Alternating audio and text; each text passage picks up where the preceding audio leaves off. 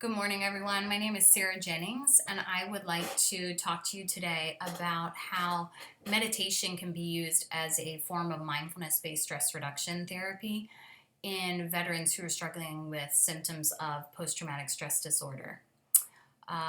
We've been in a constant state of military conflict for the last 18 years since the events of September 11th in 2001, and we've seen the toll that it's taken on our service members. In fact, a 2015 meta-analysis that was performed at the VA Medical Center out of Durham, North Carolina showed that 23% of our veterans that were deployed to Iraq and Afghanistan came home with moderate to severe symptoms of post-traumatic stress disorder. And unfortunately, this number does not veer far off from the staggering 30% of our Vietnam veterans that experienced symptoms of post-traumatic stress disorder and are still dealing with those symptoms to this day, as well as the 12 to 15% of Gulf War veterans that struggle with those symptoms of PTSD. So it puts PTSD in that very costly chronic disease category because a third of those veterans that struggle with symptoms of PTSD do not recover. Even after years of extensive therapy and treatment, they're still not showing improvements in recovery. So it's definitely a chronic disease that we still have work to do on improving. And so, we have seen the value of meditation in the general population and how it helps individuals manage stress and anxiety and depression and those sorts of things. So it's really an area that we can now really apply to our veterans that are struggling with those same symptoms. Meditation has shown to improve brain function, which is something we thought couldn't happen for a very long time. For a long time, we didn't think we could reverse the damage that's done on the brain through traumatic events. And now through science and evidence and research, we're seeing that that's not the case, that we can improve what happens to the brain after a traumatic event. In fact, we have seen improvements in the corpus callosum, which is that area of the brain that connects the left and right hemisphere and allows them to efficiently communicate to each other.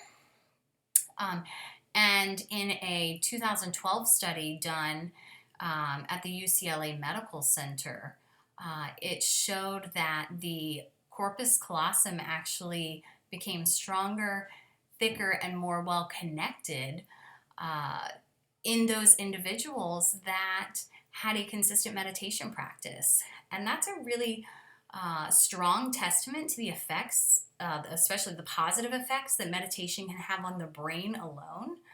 And it suggests that we actually have the ability to improve the neuroplasticity of our brain and allow for better communication between the left and right hemispheres.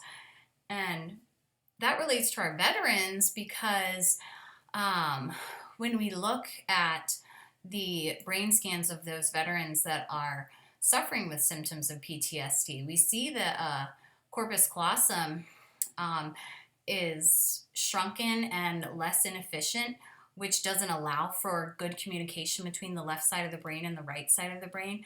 And that's where we see veterans who have symptoms of PTSD that put them in a completely non-emotional state.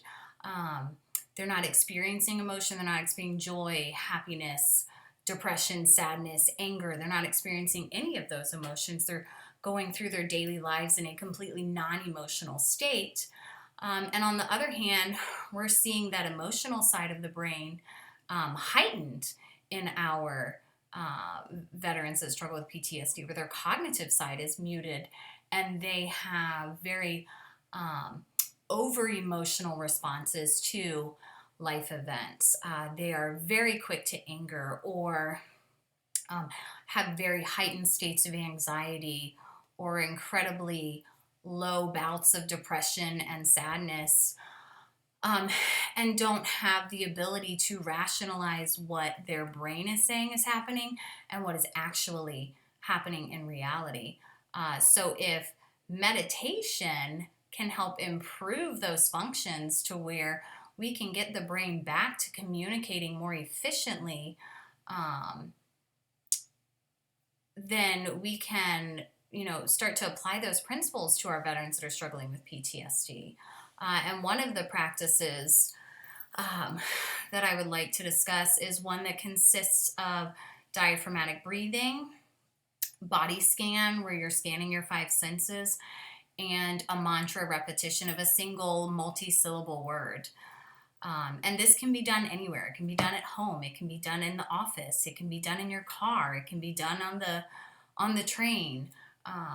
It doesn't require a lot of tools. It doesn't require an app. It doesn't require a timer. And it starts with some diaphragmatic breathing, starting with a 2 to 4 count ratio where you're inhaling for 2 counts, exhaling for 4 counts, and working your way up to a 4 count to 8 count ratio. And then moving into a scan of your five senses. What are you seeing? What are you smelling? What are you hearing? That sort of thing. And then going into your mantra repetition of really a senseless word that has multi-syllables that you are just repeating for an extended period of time, leading to a state of kind of a dreamlike state. And doing this for 15 minutes a day and working your way up over a 2 to 3 week period to 20 minutes twice a day. And just in closing, I've seen this practice personally work and have positive effects on an individual, and that's my husband. He's a active duty veteran who has suffered from 2 traumatic brain injuries in his life, one when he was 11 years old and another one when he was in Iraq during his first deployment. And he struggles with symptoms of post-traumatic stress disorder. So through doing this meditation practice, we have seen that he has improved sleep patterns. He has better management of his anxiety, better stress management, and he has an overall improvement in even state of emotional responses to those life events. He's experiencing more joy and more happiness. And so personally, I've seen it work and improve those symptoms of PTSD in one of our veterans. So I strongly encourage at looking at this as an adjunct therapy for our veterans that are struggling with PTSD.